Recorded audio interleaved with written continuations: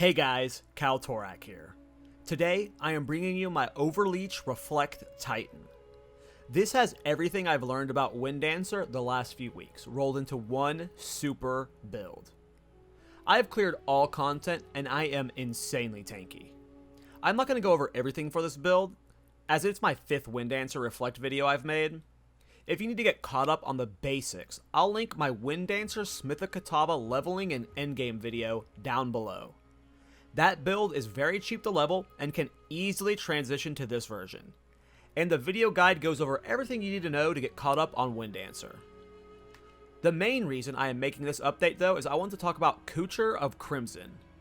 This is a chess piece I've been sleeping on for a long time. A lot of my Reflect builds, especially Thorns, use Leech. The Thorns passives on the tree straight up give you Thorns Leech, so Leech is important, but I didn't think this chest would be good.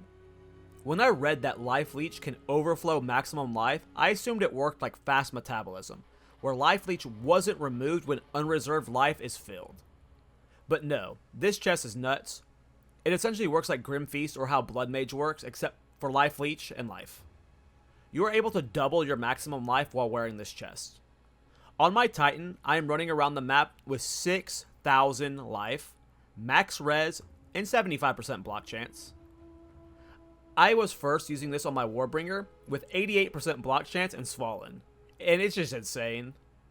I played so many Leech builds this patch, and I want to go revisit all of them with this chest piece. I am insanely excited about the idea of using this as a Thorns Bear Druid in patch 0.3. But yeah, this chest is awesome. If you're running a Leech build, I highly recommend swapping over to it. Shout out to Snoobay, I learned about this chest piece from a video on his channel. Let's dive into the overview. Alright, so I'm just going to quickly run you guys through the build, give you an idea of where I am at with everything. I finally got my Chernobog. I've been hyped about Chernobog forever. It took me making this build and then just selling a few of my old pieces off after like the price spiked to be able to afford it. But finally got Chernobog, and yeah, this is by far the best Reflect build I've done. But yeah, let's just go through the details. Like right now, I am currently at 595 life, 192 dexterity, 67 intelligence. This is to use all my gems, and then extra strength is just for more life and more damage. I am res cap with 60 chaos res. I am so tanky. With the Overleech, I am at over 6,000 life. And then when you have 75% block on top of that, plus all of this, and then the Leech is like, when you do take damage, you're like instantly healing back up. So this is just like the tankiest build I have done when it comes to Reflect and off-meta build so far. I love it. And this chest is just insane. You're going to hear me talking about it a lot now. I genuinely believe I'm going to be using this chest piece going into 0.3 like my Druid. If I'm doing a Thorns Druid on launch or a Wind Dancer Druid on launch, which right now it's looking likely, this chest will be in that initial playthrough. Like, this thing is insane. I imagine if Bear Druid has a high life pool, then this is just going to be so good for it. But this chest is awesome. Please don't sleep on it like I was doing. It is God tier. But yeah, with like take into account like just the block and all of this, I am just so damn tanky. So let's go through the gems. If you've seen any of my Wind Dancer builds, you'll know that there is, this is all pretty standard. So in Wind Dancer, I have it currently at level 34. I have Bursting Plague, Envenom, Life Thief, Corrosion, and Armor Explosion. These 4 are pretty standard, minus the Life Thief. Bursting Plague is just extra AoE clear. The Life Thief is just extra healing when mapping. You could put something damage in here. I didn't need the extra damage. I just wanted to have extra tanky layer to be just super juice. Herald of Plague is our other spirit gem, and I just have precision in it. Sunder does have accuracy issues, especially at a distance, so it does end up helping. Solar Orb, it is our defensive layer. We just put it down on bossing for a couple reasons. One, it gives us rage. Rage is important for combining with Infernal Cry. I'll talk about that later with Enraged Warcry. But it also increases our life regeneration rate from Font of Blood. So we're just healing more, and it's also plus fire exposure because we are using Chernobog, which increases our damage, fire damage based off our block chance, as well as Infernal Cry. We're doing a lot of fire damage, so the fire exposure is super nice. Sunder is our main bossing technique. If you didn't watch my Smith and Katava version where I started using Sunder, I really like it for bossing now. The way it works is you armor break a target, and if you hit that target with Sunder, it will consume that armor break to guarantee a critical hit chance, 100% crit chance. That mob is getting chunked. So I combine it with super critical, gives us more crit damage bonus here, 100% more crit damage bonus, and reduce critical hit chance, which we're not concerned about because we have the guaranteed crit, right? Concentrated effect for more damage. Fist of War, it leads to doing more hits and doing more damage. It's really bursty on bosses, especially Pinnacle. Unbreakable, you can change Unbreakable for something like Heft, something that does more damage, but you will not be able to you will just find that, especially in like Simulacrum and in certain bosses and fights, that you will randomly get stunned out of them, and I never have stun issues with Unbreakable, so that's why I'm using Unbreakable. And I am actually doing a bleed version. The goal was to do a version of this build that wasn't using Deepest Tower, that wasn't using low life tech, that could still clear +4 jets, which I have done, so as you saw from the footage. So it's just a bleed alternative. It is not using the low life tech. I don't like gear swapping, we've seen too much low life tech, so I'm just trying other stuff. And yeah, I'm doing a bleed version of Sunder. That's where Hell the Blood comes in. Hell the Blood is mainly for mapping, but it is a little bit extra boss DPS. In it, I have Magnified Effect and Reach for just the bigger booms, Hamo Crystals, Physical Mastery, and Fiery Death. That just helps with the clear. I mean, my clear is just so free because of this setup I have with Herald of Blood mixed with Wind Dancer. We don't get the most bleeding on mapping. My Wind Dancer's bleed hit chance is only, what is it? Where's bleed hit? It's only a 45% bleed hit chance on Wind Dancer. Again, most of that is coming from the hulking form from Titan. This is why Titan's so good. 50% increase small passive nodes. I've got the bleed hit stuff here. These two get boosted by hulking form, and then we got the increase of elements here. And then I think 1 or 2 of my jewels have bleed hit chance. So it does help for mapping, but with the bleed on Sunder, we're always going to be bleeding. I believe my bleed hit chance on Sunder is over 100%. Why is it in different spots? Like in Sunder, it's like here, and then in Wind Dancer, it's down here. But yeah, over 100% on Sunder. Armor Breaker, this is, excuse me, I did talk about what's in here. Yeah, Fiery Death is just for extra damage, for make sure things die. It's not needed. You could swap that out for something else. It does sometimes mess up the Wind Dancer chains, but it does secure the kill on like rares and stuff more often, so. Armor Breaker, again, you have to break armor to get the guaranteed crit from Sunder. And I have Break Posture, Rage, Martial Tempo, Demolisher, and Splinter. It really sucks when you're against a high armor boss and you don't break its armor with a single tap of Armor Breaker, so that's why I put Splinter and Demolisher in there to make sure it was just breaking as much armor as possible. Rage, the extra Rage is just kind of nice to have.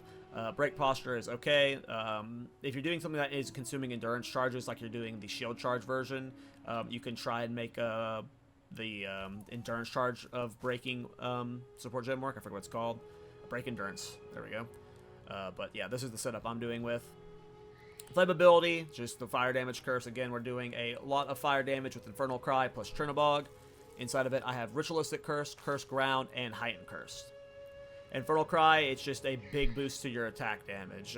You can spam this when you're mapping. It does apply to Wind Dancer, but you also want to do it before you hit a boss. So what I like to do is I will put down Solar Orb, I'll put down my Curse, I'll Armor Break. You want to Armor Break before you Cry, because you don't want your Cry to apply to Armor Breaker. So you Cry after your Armor Breaker, and then you Sunder. So again, it is Curse, Orb, probably Orb first, Break Armor, Shout, and then boom.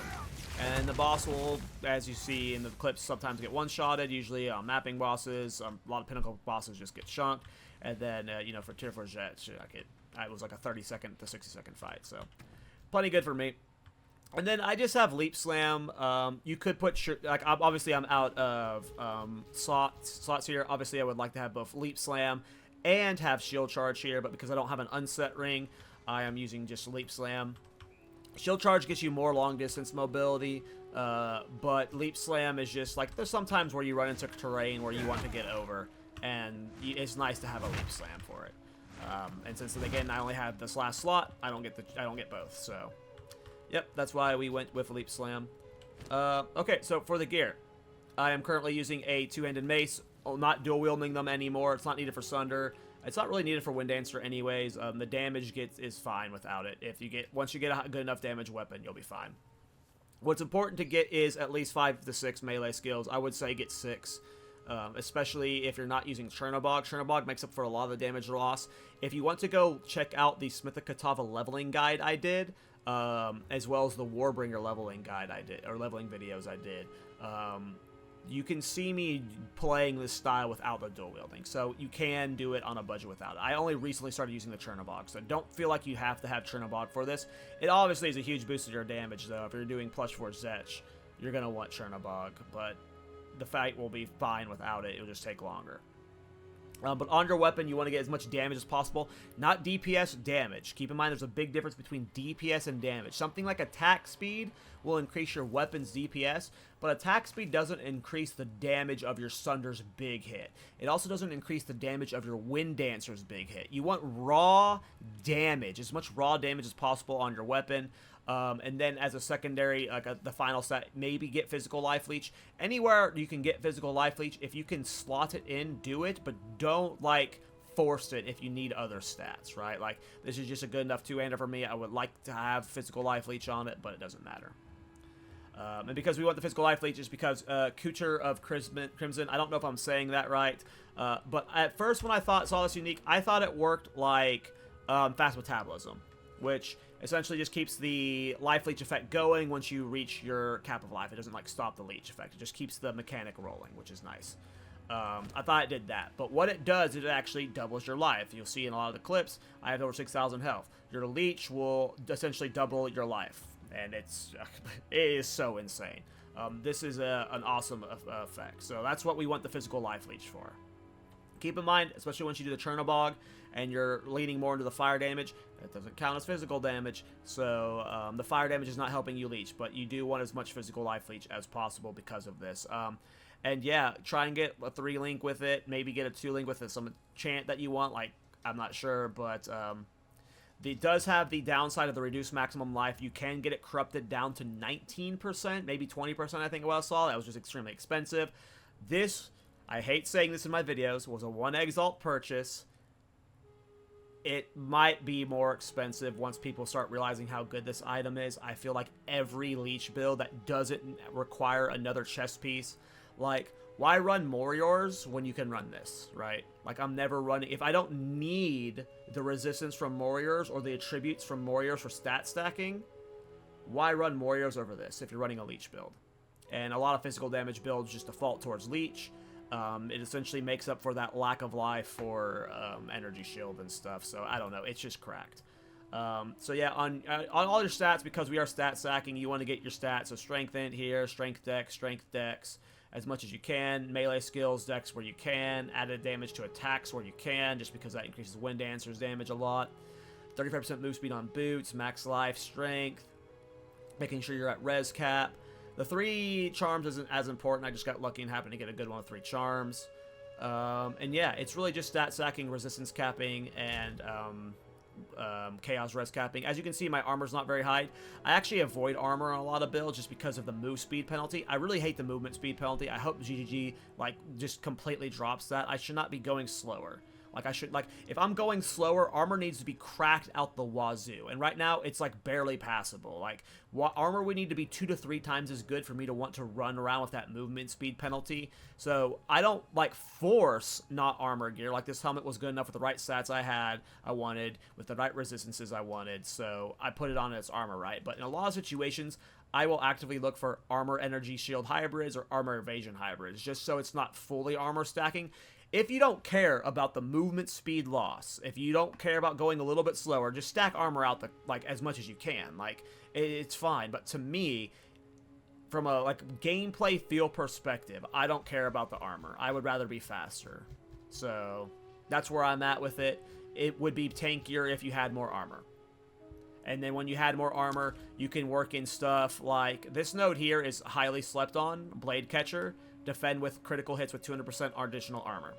It also gives you additional strength, right? The reason I'm not running it right now is because my armor's not that great. It might still be worth running it. I possibly should just take these points out of here, and like force it into a blade catcher. There are other armor nodes that do conversions, like with fire damage and stuff. Like, armor's not bad, but that's why I do that choice.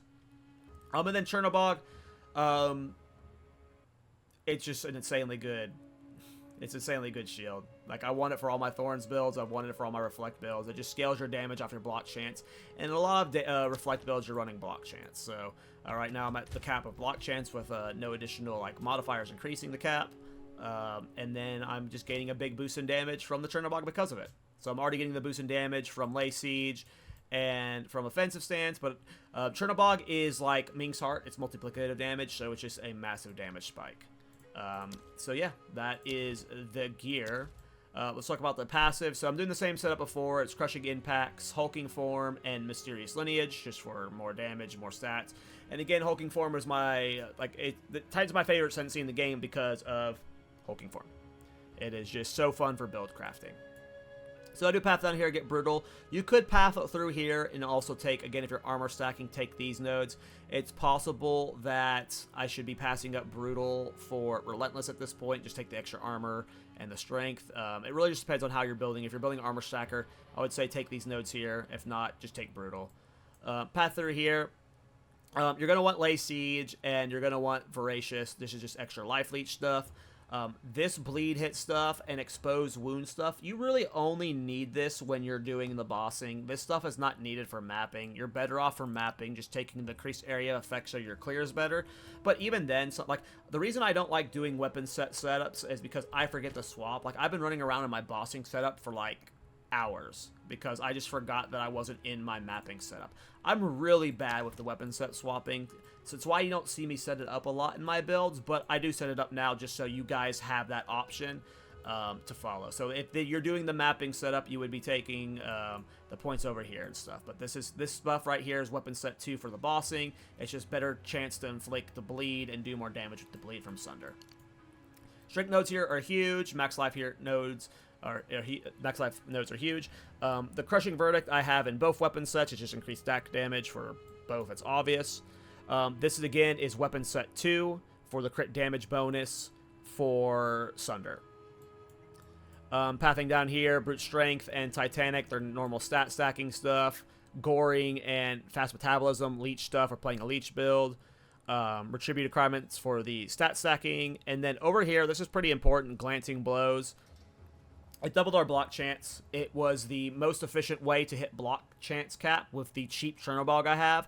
Some people buy the more expensive Chernobog with like 32% block chance with a higher block modifier. But even then, you're still forced to get so many block nodes in order to cap your block chance. Now, there is this Anoint over here. I did try it for a bit. It does the same effect where you take 10% of damage instead of 30%, but it's only 30% increased block chance. I was not able to hit cap with that. Glancing Blows was the best way. Now, you do take 50% damage from block hits instead. That sucks, but because of how much leech we have, I have no problem. So, it's definitely worth it for our damage, and just because we're blocking so much, like, you're just so damn tanky. Pathing back this way, this is where most of our weapon set 1 setups passive points are from.